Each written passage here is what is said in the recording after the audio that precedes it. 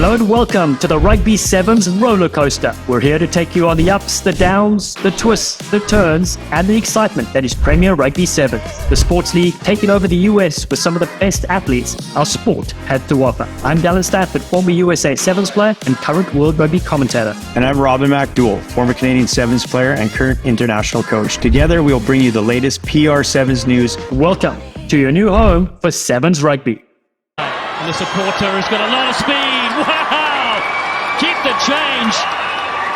That is a speed of note. She's the solution to any problem. Elisa Porter, 5 times high school track athlete and field champion, gets their second.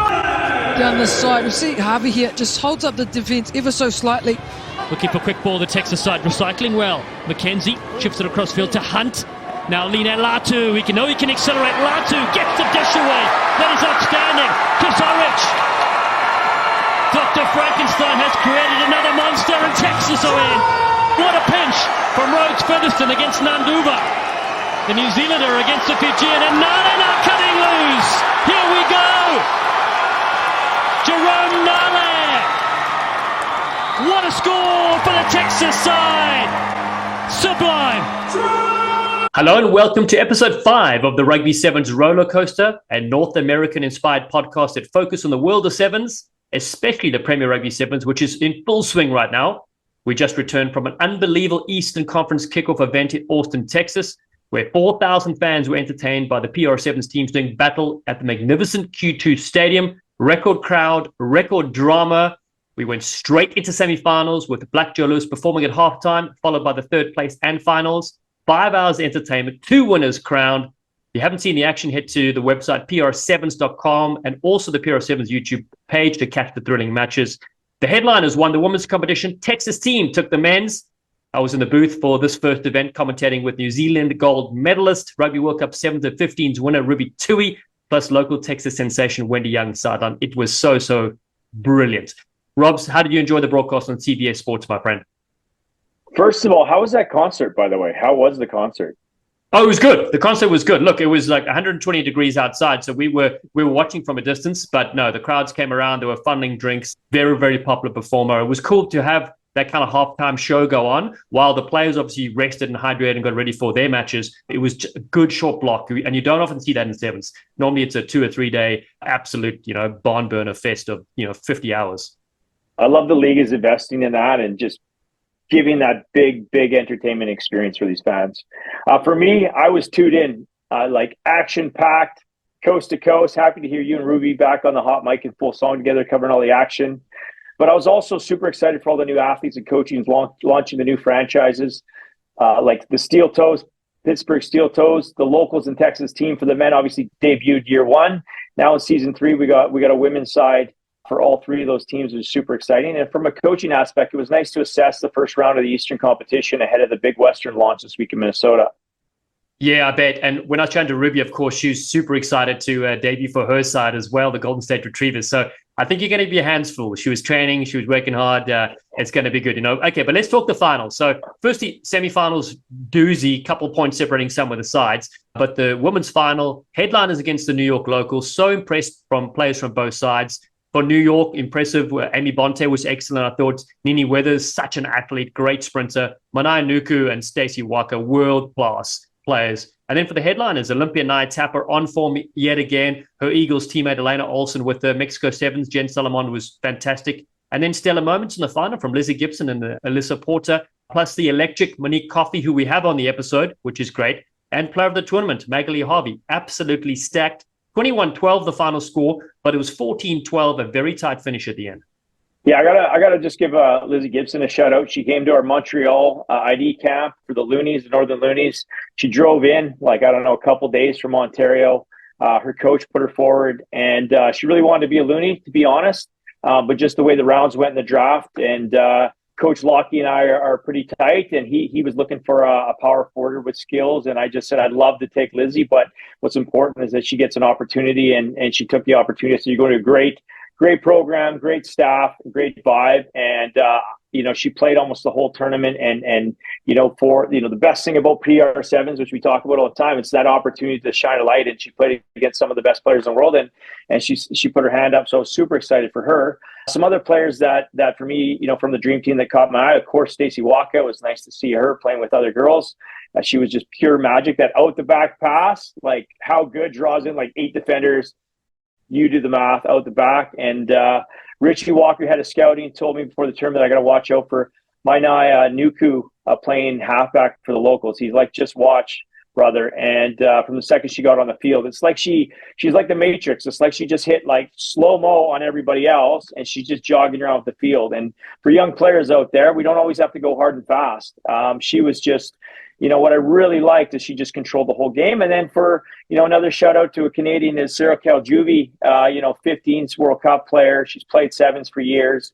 Again, just a breakout opportunity to lead that new franchise, and was a star in the final, just dominated and burst onto the Premier Sevens scene in style.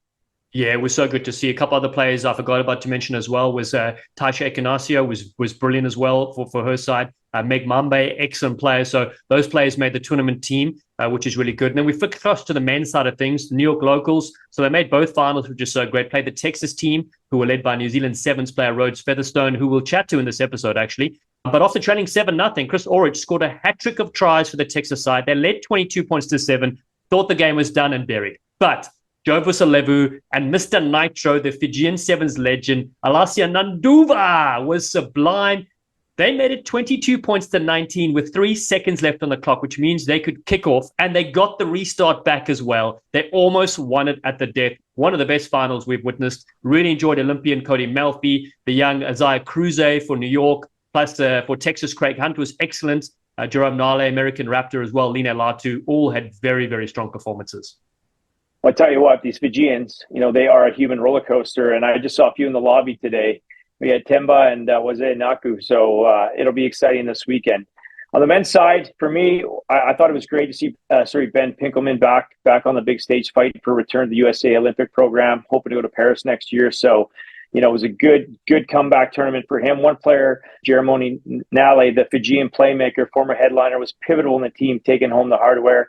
And then a couple Canadian flyers that got to break out last week. Ethan Hager with the Pittsburgh Steel Toes scoring a couple tries in the bronze medal and setting up 2 others, as well as Oliver McKenzie, who's helped lead the Texas team to a title at home. And for those 2 guys, like, they've been grinding. They're the guys that always message me. I've coached Ethan in a couple pathway teams, and he's been training in Sean White's senior sevens team. Like, he was so close to go on tour this year. Of course, he just got injured ahead of time. And then Oliver McKenzie's a classic North American football crossover. He's been texting me about the PR sevens for the last 3 years, and to debut at the Austin home tournament and lift the trophy. Just pure joy for those boys. Yeah, exactly. I'm glad you mentioned Hager, because you're right. He was a player that did stand out, and he doesn't look like he's a massive unit at all. Anything very elusive, great support lines. He played well with the Nigerian Nightmare, Aki Raymond, which is good too. Another player I forgot to mention was David Hightower. Well, strong, powerful, a massive bulldozer. He can sprint and finish. He was part of Ben Pinkelman's side. It was very, very dangerous threat up there. All right, so let's turn our attention now. Western Conference kickoff is happening this weekend. You're on the ground. You're one of the coaches for the Loonies women's side. What does the week look like? Can you give us some insights into, how you prepare the side for performance? Yeah, so for me, specifically with the Loonies this year, I had a lot of development players last year up and coming. This year, I got girls that are ready to go.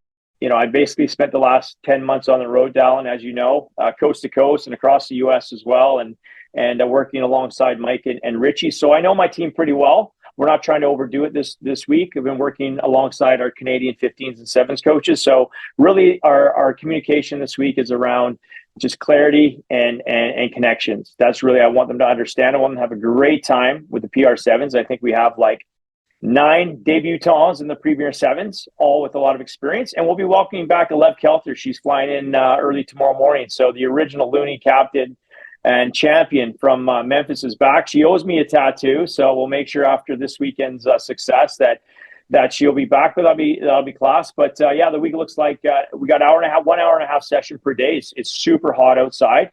So we didn't want to cook them with 2 sessions. We had a hydro after our training today, and we're going to go for a cool dinner tonight. So typically up early, activation, team breakfast, just kind of go over the plan for the day, on field, recovery, repeat. But super exciting is, I fly so much like you, Dallen. Whenever I fly in a new place, I'm like, what's going on? What sporting events or what concerts? And honestly, most of the time they're happening like while my event is going on or the night before or after I get there. But, Looney's men's coach, Wagner, he invited our women's team to a Minnesota Twins game against the Boston Red Sox, which is super cool, $13 ticket. So we're gonna be out and about tomorrow, getting amongst it, smashing some peanuts and cheering for our Red Sox. Oh, that's so great. I'm so glad you do find time to do some of those fun activities on the ground, because you're right. At the end of the day, obviously the rugby is vitally important, but it is also nice to experience things outside of the hotel room and the training. So that's great to see. Robs, I want to say it was awesome to see the Samurai Sleek kit with all the teams this past week in the East. Very, very impressive. Can't wait to see what you guys come up with. Hydration partner, good sport. Brilliant, especially with the humidity we saw last week and your very hot conditions where you are now. So any final comments before we see you in action? Yeah, I just want to say, shout out to the PR Sevens League, all the staff. I don't think they sleep or eat, so I'm trying to feed them and bring coffees. But genuinely, from year 1 to year 2 to year 3, Snacks and his team, Amy, shout out to those guys. Owen's here, our CEO, working as well 24/7, and the experience for the players is next level. Everything is dialed in. The league is moving up, exploding, but the standard is staying really high. So everybody will be ready for the action this weekend. Now, good. And the final thing is, you mentioned a tattoo, Lev Kelter. So is that an ongoing thing if you win a tournament, or do you need to win the actual full championship title? It's a great question. I'm throwing down per tournament. Yeah, come on. I mean, I got my assistant coach, Brett. I mean, he's not all in till he's got the bird on his on his body. So there'll be more tattoos getting printed this year for sure. So if you're a tattoo artist out there, DM us. Business will be booming. Okay, let's get into episode 5 of the Rugby Sevens Rollercoaster. We have PR Sevens General Manager Mike Tolkien. We have New Zealand Sevens player and Texas captain Rhodes Featherstone, and then rising star from the headliners Monique Coffey. We hope you enjoy your sleek sensations. PR Sevens GM Mike Tolkien, just known as Tolks, joins us now. Tolks, strap yourselves in. Welcome to the roller coaster, my friend. It's great to be on. Been waiting a long time to get between you guys and get into the action. So thanks for having me today. Oh, it's so great to have you. All right, we'll start with an easy question. The square root of 3,789. That's got to be 85. Tux, you're the man. You're the wizard. You bring the laughs. You bring the entertainment. We had so much fun in Austin this past weekend. It was brilliant to see it unfold. And I know it's been building for a long time. What were your takeaways from Austin? Austin was probably the best event we've had in the 3 years. Last year we kicked off there, and it was a real success. But this year it was really a few notches up. The talent level was phenomenal. I thought all the matches were exciting, really good athletic performances by outstanding players. The crowd was great. So we were really happy with the way Austin went and the kickoff started this year. Mike, can you tell us what the audience, the roller coaster audience, what your roles, responsibilities are? I know you wear a million hats and you got to answer calls from too many coaches from day to day. What is it like day to day to be the GM of the PR Sevens? I get a lot of calls from Canada from some coach, but aside Those from are that, favorites. yeah, Robin, basically, my responsibilities are getting the athletes signed onto teams, working with the coaches. The coaches have had more responsibility in putting their squads together.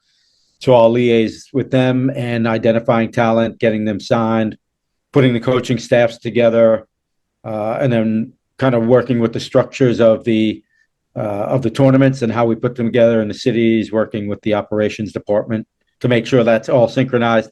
So that's kind of the nuts and bolts behind the scene, but kind of the fun part is working with you coaches and working with the players and getting everyone allotted to their teams. Well, the nice thing for us coaches is that we have a coach as a general manager. So you actually understand what we want and need. And, dealing with you and Richie, it's definitely been refreshing from a coach's aspect to not only work with you guys and understand, but also lean on you to help mentor us and support us. So it's been super refreshing. Can you believe we're season 3? 16 teams, 2 conferences, 5 stops. Tell us what it's like for you to help build this incredible league that's now exploding across North America. Robin, it's been really exciting. It seems like yesterday we were just kicking off down in Memphis, like I said, but the year goes by pretty quickly. We start with the ID camps in January. We go through the whole winter and spring, working with the teams and the drafts. So it just seems like a lot of pieces. You seem unsettled for a while there, but as we get close, everything falls into place, and it's really exciting when the teams finally arrive. Everyone has so much enthusiasm and energy. The gear looks great. I think our PR and marketing department do a fantastic job in getting those pictures out to relay the excitement. And then, of course, in the broadcast booth, we have great people like Dallen. Last week we had Ruby Tui, and it was that added to the whole excitement in it. So, yeah, really fun to finally be here. And Talks, you've been involved in many exciting projects, of course, and a lot of brilliant work behind the scenes. Xavier Rugby, of course, coaching the Eagles, Rugby World Cup. You and I got to spend a lot of time together doing that role. And now PR Sevens, we're teaming up. But I say I do miss the days when you and I were in the booth together. That was great fun. I do miss those. We had a couple-year run where we were almost every week, Dallen, and I really enjoyed that, keeping involved in the game, seeing the new teams in the leagues and the new players emerging, some of the international talent, and I will say, in those days, you taught me a lot about the business. I appreciate that, and it helped me grow as my role in the game evolved and changed. So that was a nice side of growth for me. Oh, it was awesome. I love, that's the thing about rugby, right? If you do good work and you do your homework and things like that, you can fulfill many different roles, which you have, I have, we all have, Robin too. And but we obviously don't all have loonies tattoos. But what I'll say is it was really cool because then even my wife and I got to visit you in New York. We got to hang out and spend a lot of quality time together, which is great. Now, we know you're a super busy man, so you've got the Western Conference coming up very, very soon in Minnesota. What can fans expect for round 2? The interesting thing about the Western Conference, Dallen, is that, we kind of have more of the experienced teams who have been around for a while. The East had more of the new franchises. So we have established teams, established coaches, really good talent. Some of it you've been reading up and doing your homework to prepare, Robin and his crew. We are looking for a high octane, type of game, a lot of energy, a lot of scoring, just real excitement and energy in that game. Well, Talks, we can't wait to see it this weekend unfold. Appreciate your insight to Quackerberger. And again, you're doing a fine, fine job there at the PR Sevens. And again, the action is hotter than the sun, my friend. Can't wait to get started in Minnesota. And it is hot. You are right. All right, let's strap in. Roller coaster number 2 coming your way. Cheers, Talks. Thanks, guys. The headliners were a big hit yet again in the PR Sevens, winning the tournament in Austin this past weekend. And we have rising star Monique Coffey on the Rugby Sevens Rollercoaster. So nice to have you on today, Monique. Thank you. It's great to be here. Awesome. Now, listen, out of curiosity, because of your great last name, what is your favorite coffee? I actually don't drink coffee. I prefer tea. Brilliant. Okay, I'm going to use that in the commentary next time we see you, which is great. Last year, I want to say you burst onto the scene in the PR Sevens. You won tournaments in Austin and DC with their headliners. I'll never forget that amazing hat trick you scored against the Rhinos ex-Circle Loggerheads. How amazing has this PR Sevens journey been for you, particularly because international viewers and, of course, folks in North America have really taken a massive interest? Yeah, I think it's awesome to have this opportunity in North America. Before joining the PR Sevens last year, I actually was playing in England, and I was in love with the culture there surrounding rugby. And I would love to see that here in North America. So just having the PR Sevens experience, being able to play in the stadium, be able to have fans come and see you, and having that rugby culture thing, and for me to be a part of it is also super special. So it's amazing for me and everybody from our teams to come together, to have these big tournaments and to be treated like professionals. I think that's one thing that is awesome with it, especially having that equality between the men and the women playing, that we're both treated like professionals, all teams are treated like professionals, and we really get to showcase our skills at a high level, especially in North America, where a lot of the teams are far apart from each other. You might not have the best players against other top level players, and you might not get that competition wherever you're from, especially like someone like myself who's always been in rural Canada. I might not always be competing against the best players or on the best teams, but PR7s really gives you that opportunity to be on those teams of high-level players and play against other high-level players and even international players. So it's amazing to be able to showcase the skill that we do have here in North America that you might not always be able to see because we're so dispersed around the country.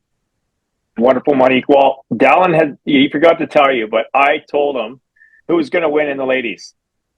You did say headliners. Yeah. The rock and rollers got it going on. And Monique Coffey is the best two names in sports, just crushing it, lives up to it. Monique, you've had an interesting story. You're a dual citizen. Can you tell us a little bit about your journey growing up in a small town, 8,500 people? And what sports did you enjoy when you were a kid? Yeah, so I grew up in Dauphin, Manitoba, which is a small town in central northern Manitoba. Like you said, 85,000 people, but we were actually considered the city of the area because we were the big city compared to other little towns around us. So lucky for me, I actually had the opportunity to play plenty of sports growing up. So I started, before I could remember, playing t-ball and Timbits soccer, which for those listening, not from Canada, I think it's sponsored by Tim Hortons, which you've probably heard of. And it's all the 3, 4-year-olds, 5-year-olds running around, kicking a ball, picking daisies. So that's where I started. And I just grew from there, picking up sports as I got older, playing pretty much every sport that my school offered. And in middle school, I was playing American football. And I loved American football, and I was pretty good at it. I think the only girl on the boys team, and the rugby players from the high school came and saw a game and saw me play, and they said, "Oh, we need to get Monique Coffey out. We need to get her out." So they invited me. They're like, "As soon as you get to high school, join the rugby team." And I joined the rugby team, and I loved it. I fell in love. I remember there's this one guy who would always carry rugby ball around our school, and he could, throw it up and spin it and come back down. And now that's the easiest thing, but I was amazed. I was like, how does this ball move? All these players are so, there's those who are fast, those who are big, those who, can catch, kick, run, whatever. So it was just an amazing sport, and I loved it. So in high school, I did continue playing my other sports. I played ice hockey, I played volleyball, I played football, I did some curling, but I really fell in love with rugby. And obviously, because I've kept playing it all through into my adulthood. Yeah, I love that. And the interesting thing is, of course, if you excel in sports generally, you're going to find the one that you love. And we love that it's rugby. Now, there's a competition going on because I represent America and Robin represents Canada. You technically play for either country and either side. Now, how are you leaning? And of course, you can't break Robin's heart. Yeah, for sure. No, I am working really hard, and as you've seen at the competitions, I'm just putting it all out there, and I'm not leaning either way. I was actually training with the Canada Maple Leafs Academy from January until May, so that was an amazing experience. But I haven't been contracted yet, so I'm just waiting for the call. I just want to see you play. So whatever country's lucky enough to have you, Monique, I'll be cheering for you. I cheer for players, not always countries or teams anymore, unless the Loonies are beating the headliners. All right, let's talk off the field. You were involved in the Best Buddies program, which sees students partner with people and their special needs. What a fantastic way to help. Can you tell us a little bit about that program? Yeah, so I did a lot of volunteering growing up, and that was one of the things I did in university. And I thought it was an amazing program because it creates relationships, one-on-one relationships with people with special needs, which I didn't really think about beforehand. But these individuals who might be kind of isolated by society and not have a way to make these relationships outside of programs like these, it allows that to happen. So lucky for me, I had a man named Douglas who I was friends with, and we would always go on walks and hang out and watch TV and have lunch together. And I was very fortunate to be able to call him my friend. And unfortunately, since COVID, we kind of lost contact during that. But it was amazing being able to meet somebody who I might not be able to connect with or have the opportunity to connect with in another way, and be able to be there for him, but also for him to be there for me was amazing. Yeah, often we gain a lot more, right, when we help others as well, which is so great. So I love reading that about you on your bio. Okay, well, now we want to switch to the PR7s, of course. Austin, Texas this past weekend was hotter than we've ever seen. Tell us a bit about the build-up to the event, new players in your squad from last time round. How do you build that chemistry, and how did that go this week? The Headliners has a very specific culture, and definitely one of the best cultures I have ever experienced on a team. And it was amazing last year finishing on such a high, finishing with that culture, but also, winning the championship and just finishing like that was awesome. That obviously it's big shoes to fill for this year, for coming in, having a lot of new players on our team, seeing a lot of new faces, and just trying to rebuild that chemistry. But thankfully, we had some were great to start with. We had some faces come over from last year, and we had the same coaching staff. So as soon as we got there, we said, this is the Headliners culture, and we want to maintain it. And it was great seeing the girls who are new this year fit in so easily. So we got to Austin, and we started, every meeting we start with a personal question to start off the meeting, which I have never done that with any other team that I've been on. But tell us about your worst job, or tell us about your favorite rugby memory, or something like that, where we all go around the circle and we all get to know each other a little bit more. And that's so important for something, especially when it's such a short season, right? We have 3 tournaments. 2 of them were only there for maybe 2 days before the actual tournament. So with such a short season, you have to be able to work with the time that you have to build those relationships so that you can come out strong as a team. And I think that our coaching staff really emphasizes that that's so important, to build those connections off the field, to see those connections on the field. Season 3, knockout format. How was your approach? How did you feel going into that first knockout game, and then straight into a semifinals essentially? And what was it like overall being in Austin again and winning? The knockout format definitely makes it for an exciting game, because every game matters. And you could tell that the fans in the stands knew that too. They were screaming the whole time.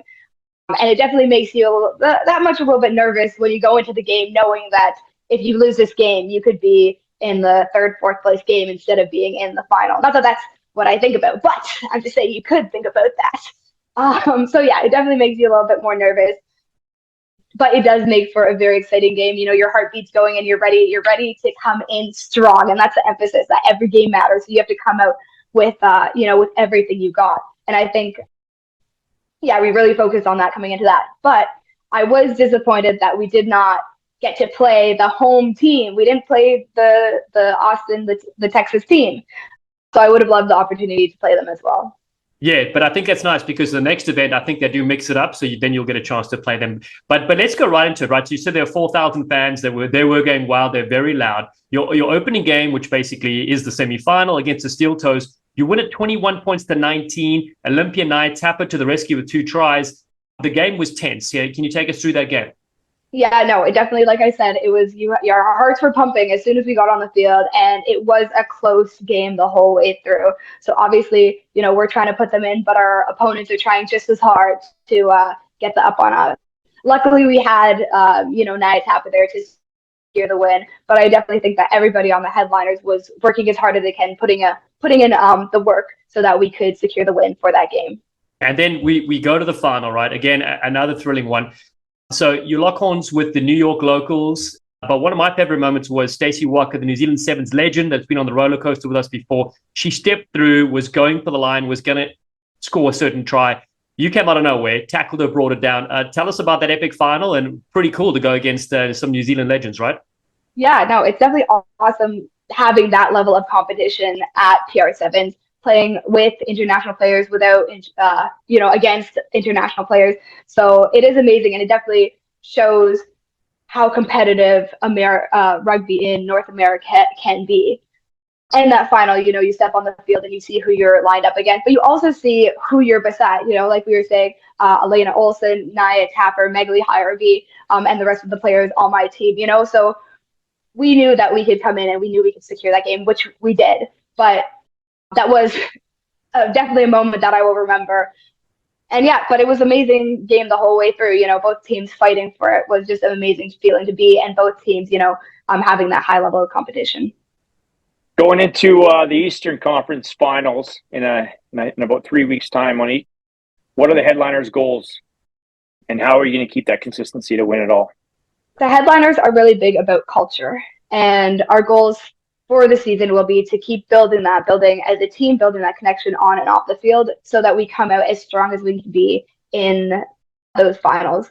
So, we ended on a high at the last tournament, and we talked about having some Zoom meetings just to keep that connection while we're off the field, so that when we come in, we can continue to build that. And of course, our goals, as they should be, is to win that tournament.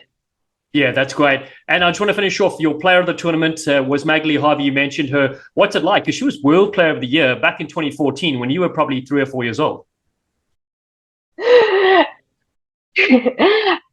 So I knew that I would be on a team with Magali Harvey, before I got there. And, I was kind of readying myself because she's a star in rugby, and especially rugby in Canada, a star.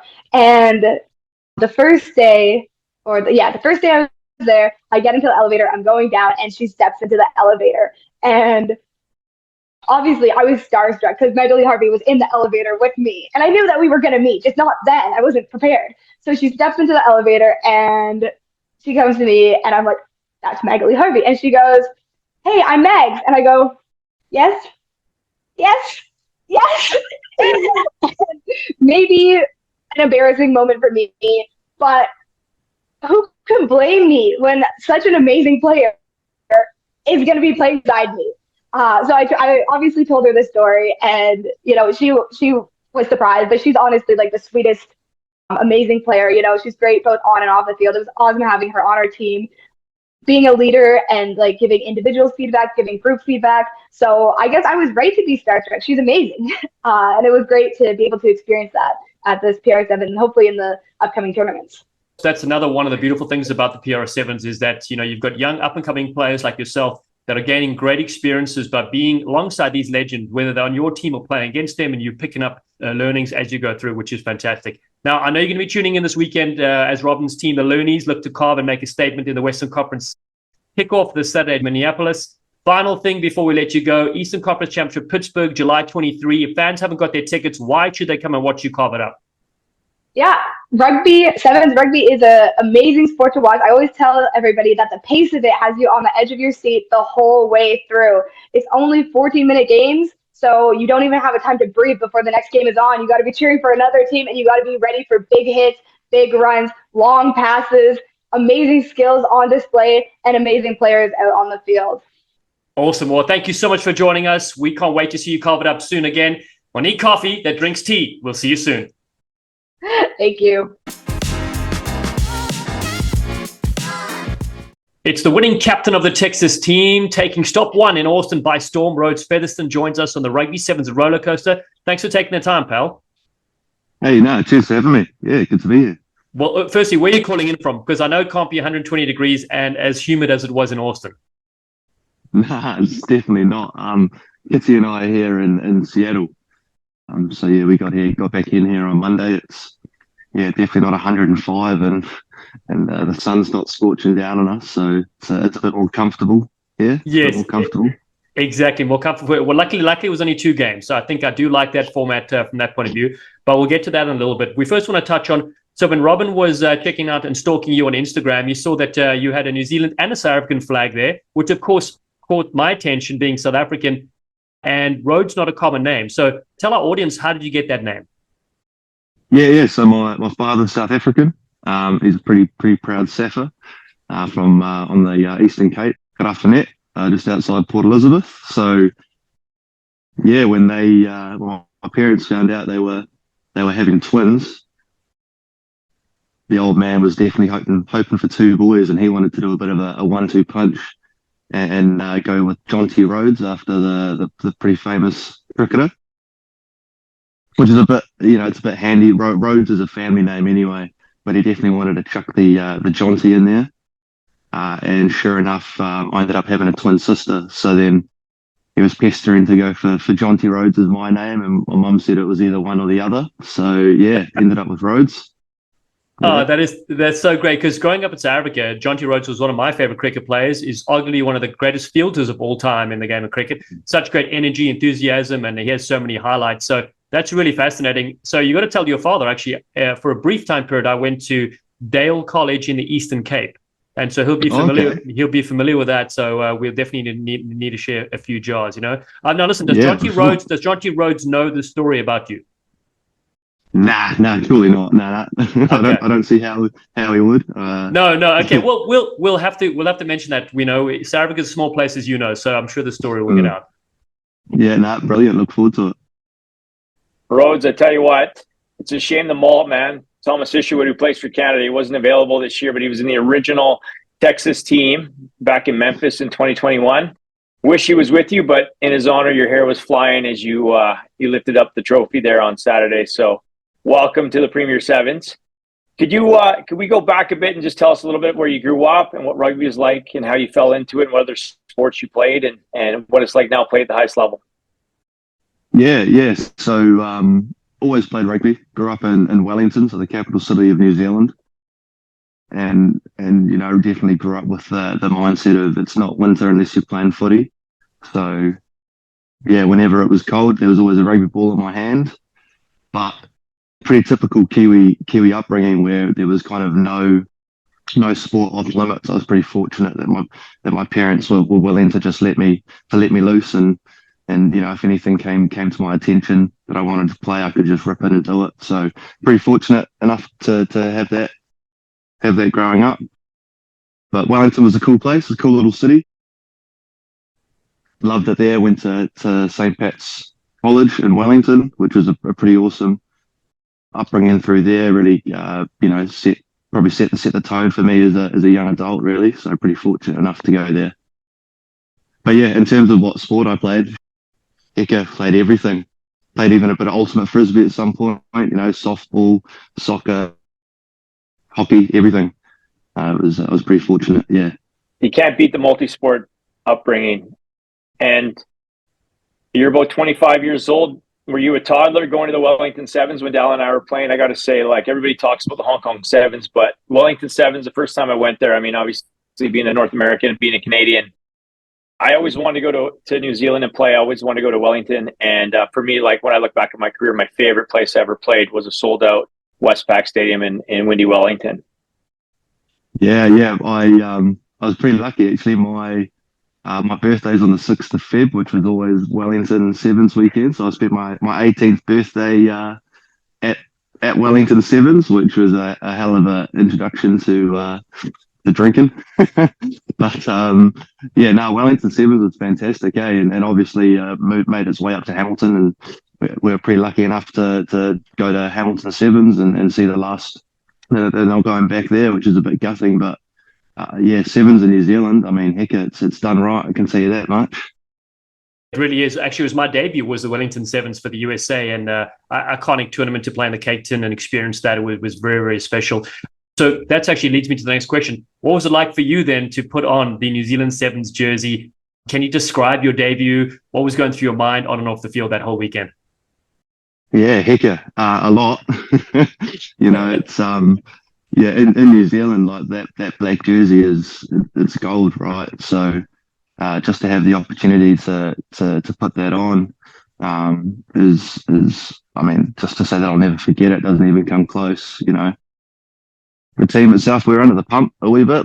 There was no doubt about it. We're going to Hong Kong with a squad that was down on a few big names in that. So to go there and get a debut, and then for the boys to just rip in and get a win there was unbelievable. Hong Kong is, it's Hong Kong, to go there and to win in my first tournament was pretty crazy. So, a lot was going through, especially in the days leading up, but, it's a wicked group of lads that, everyone's got your back and everyone's doing their bit to help you. So it was awesome, but I wouldn't quite say it was easy getting through the week, but the guys definitely did their part to make it as easy as it could be.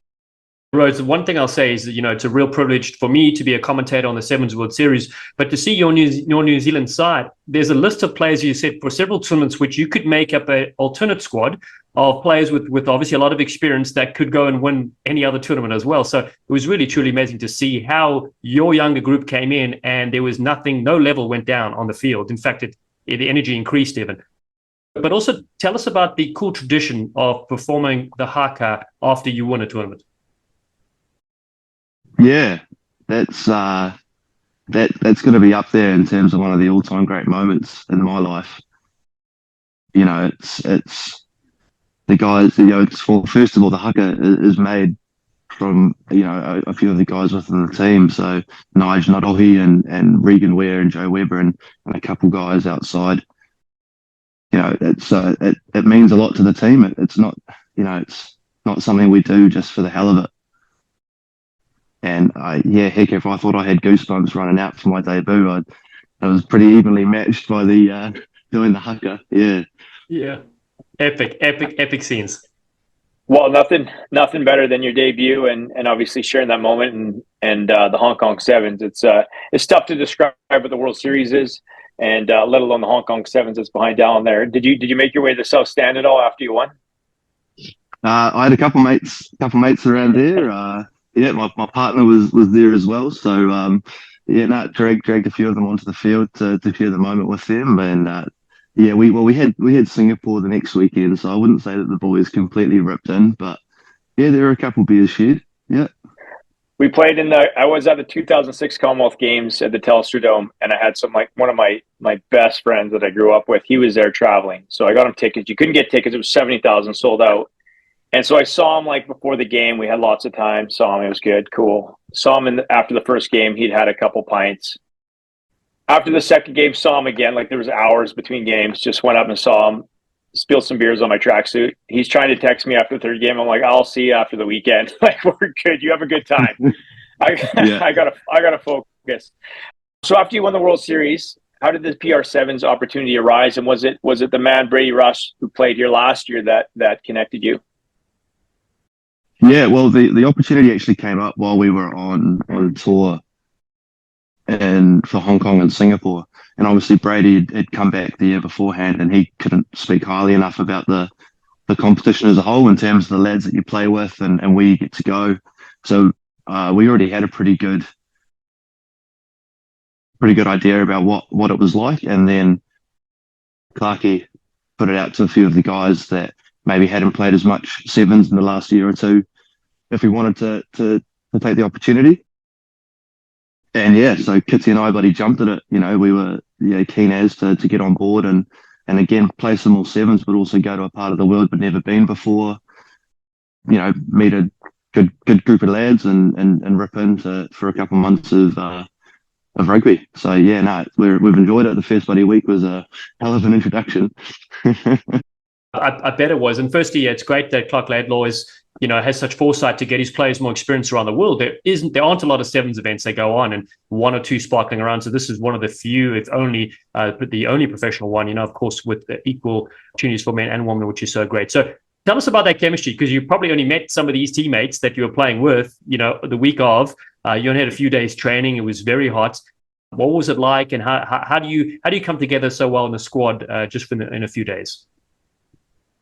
It's definitely a key one, and I think it definitely played a pretty big part for us in the weekend. Just being, I've been pretty fortunate enough to play with a few kind of invitational teams, kind of where you do get together the week of, and obviously the key thing is just getting to know the fellas.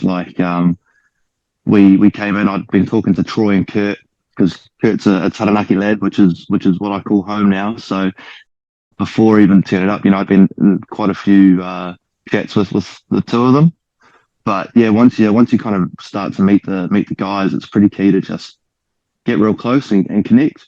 There's some pretty unreal stories of a few of the guys that I was lucky enough to play with in the weekend, just being so getting to understand, where guys, what their background's like, their experience. Some guys, it was their first sevens tournament, and for some guys that had only been playing rugby for 2 or 3 years. A couple guys had D1 college football experience. So just, getting to know each other, kind of understanding each other's why a little bit, why they play footy and why they're there. Because heck, if you look left and right on either side of you in a rugby game and you know the guy next to you, it means a lot. It does. So that was pretty much what our week was about. We would train hard in the heat, and then we'd spend the afternoon connecting and doing an activity as a team, or even just chilling out and watching a movie as a team. So I think that went quite far for us. Yeah.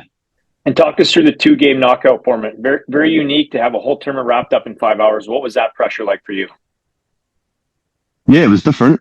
I'm pretty used to a tournament where, if you do slip up for a game, you might get an opportunity to come back and make up for it. But no, it was definitely, you had to try and hit the ground running, which again, like we said before, with the heat, I didn't mind too much.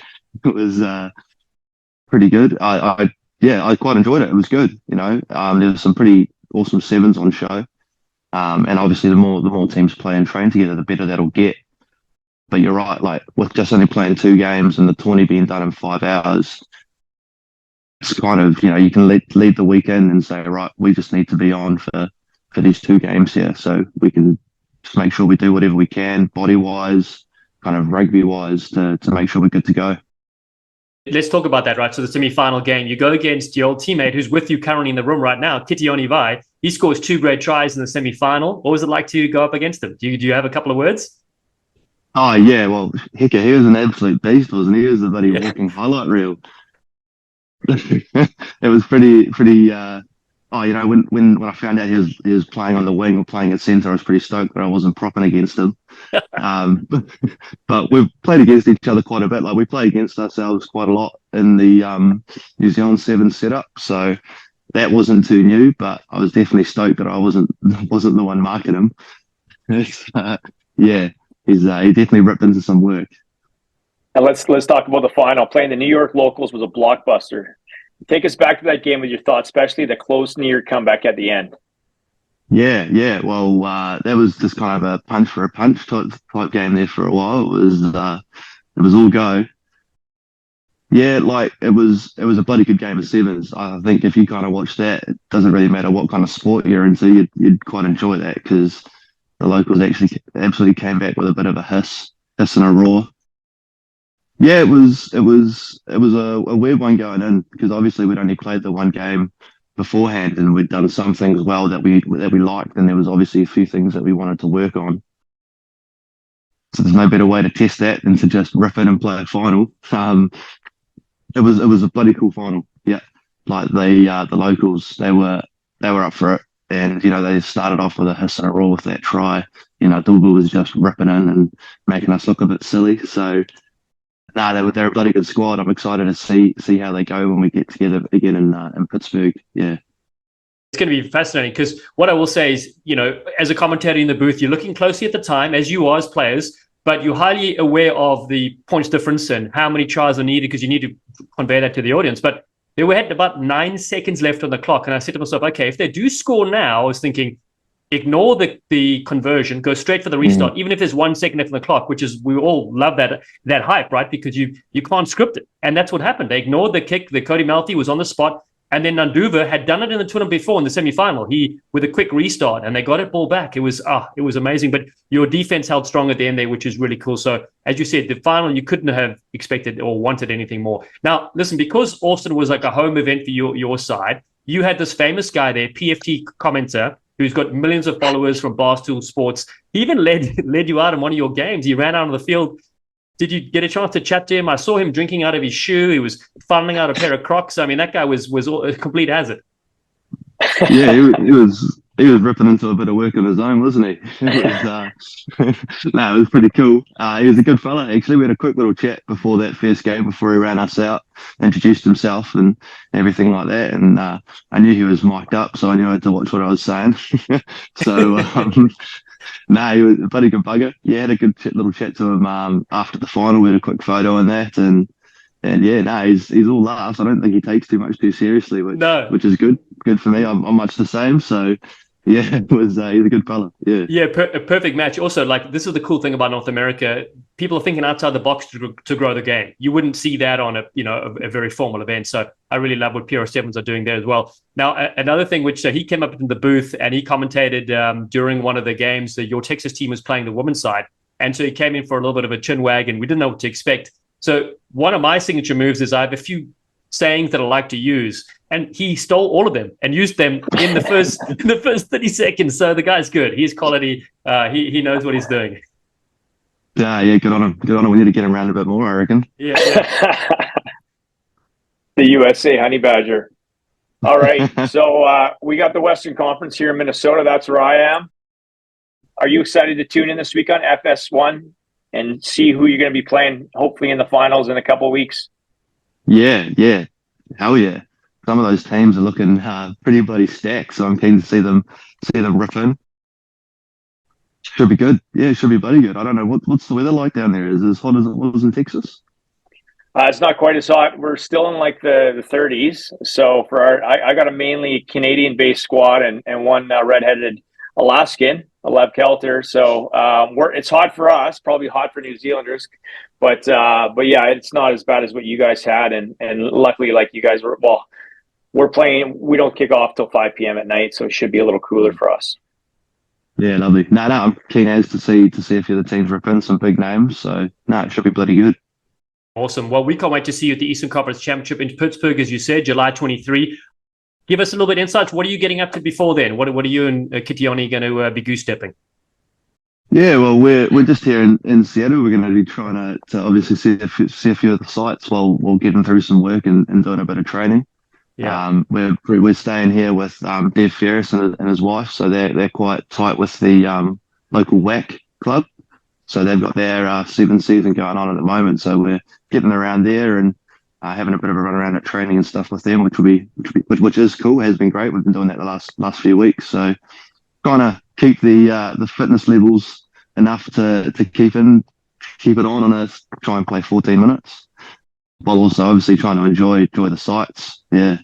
Well, that's so great. It's so awesome for us to have, both of you here and, of course, the other players. Now, Dev Ferris, actually, I was at your game, obviously, on Saturday. And then Sunday, I was at Dev's game sideline, commentating there for Major League Rugby. He scored a great try, the intercept try. He was playing fly-off. He carved it up. So he's still got the move. So when you see him, tell him, I say he shouldn't retire yet, Oh, I don't think he's close to retiring. I think Kitty's been bloody claiming that he's been teaching him that. Oh, there we go. Oh. Well, is he there? Tell him to come into the camera if he's there. Yeah, I'll get Kits on there. Get him on. He might still be eating his Uber Eats. Yeah, exactly. He's got such a good step, man. He was on fire this past weekend. Can you still hear us or what? Yeah, we got you. Well, the camera's loading. There it is. Hold fire. 2 for the price of 1. This is all we like, All right, you got us? Yeah, got you. Yeah, beauty. Here he is. Oh, hello, my friend. We want to say you on fire this weekend, man. Every time you got the ball, we were like, watch out, here he comes. On fire. Oh, nah. Literally, boys kind of just let me do what I kind of just let me play freely. So, yeah. Did you have fun? Pretty much the boys around me. Yeah, exactly. Are you loving your time in the US so far? Oh, definitely. Always a place I wanted to visit, seeing movies, and being here in real life is it's even better. So, just glad that I got the opportunity to come over. Yeah, that's bloody awesome. So, listen, I know you two are sharing a bit of time together and cruising around, but we can't wait to see you lock horns again coming up in Pittsburgh. Yeah, no, I don't like this fella right now. I don't like this fella right now. I just have to keep reminding him of the score so far, so we're all right. I forced him to have the bro here. Didn't want to come alone, so to have him here, makes everything easier. Oh, that's awesome. Brilliant. Well, listen, have a great few weeks coming up, and we'll see you at the Eastern Conference Finals. We can't wait for that Thank step. You. Appreciate it. See you there. Awesome. Cheers, you star. Rhodes, thanks very much, buddy. It was so nice to catch up with you, my friend. Congrats on the Texas win. Again, as we said, we can't wait to see the hair flowing in the wind again soon. Hey, Nat, cheers. Loved it. Bloody good chat. Right. Cheers. Cheers, champion. Bye now. Thanks for listening to the Rugby Sevens Rollercoaster. Visit pr7s.com to buy tickets to the 5 tournaments in 2023. Austin, Texas, June 17th. Minneapolis, Minnesota, June 24th. San Jose, California, July 15th. Pittsburgh, Pennsylvania, July 23. And the PR Sevens Championship on August 6th. Connect with us on social media PR7s and watch any of the previous tournaments on the Premier Rugby Sevens YouTube channel. See you next time, you sleek sensations.